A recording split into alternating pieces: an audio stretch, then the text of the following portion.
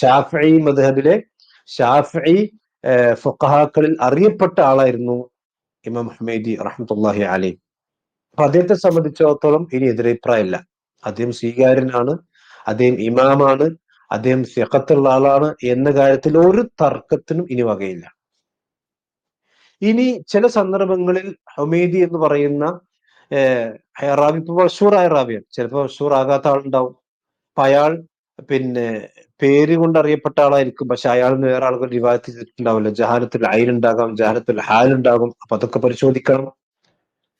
പിന്നെ ഈ പേരിൽ എന്തെങ്കിലും തസ്ഹീഫുകളോ തഹരീഫുകളോ ഒക്കെ വന്നിട്ടുണ്ടോ നോക്കണം. പേര് അങ്ങോട്ടും ഇങ്ങോട്ടും മാറിയിട്ടുണ്ടോ നോക്കണം.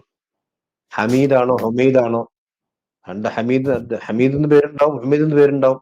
അത് ഹമീദാണോ ഹുമൈദാണോ എന്നുള്ളത് പരിശോധിക്കണം. ഇനി പിന്നെ ഈ പണ്ഡിതന്മാർ ഇയാളെ സംബന്ധിച്ചിടത്തോളം എതിരഭിപ്രായങ്ങൾ എന്തെങ്കിലും പറഞ്ഞിട്ടുണ്ടെന്ന് പരിശോധിക്കണം.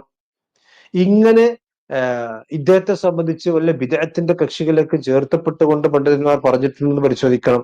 കാരണം ആ കാലഘട്ടത്തിൽ പല റുവാത്തുകളും പല ബിദ്അത്തിന്റെ കക്ഷികളുടെയും ചേർത്തപ്പെട്ട് പറഞ്ഞ റുവാത്തുകളുണ്ട്.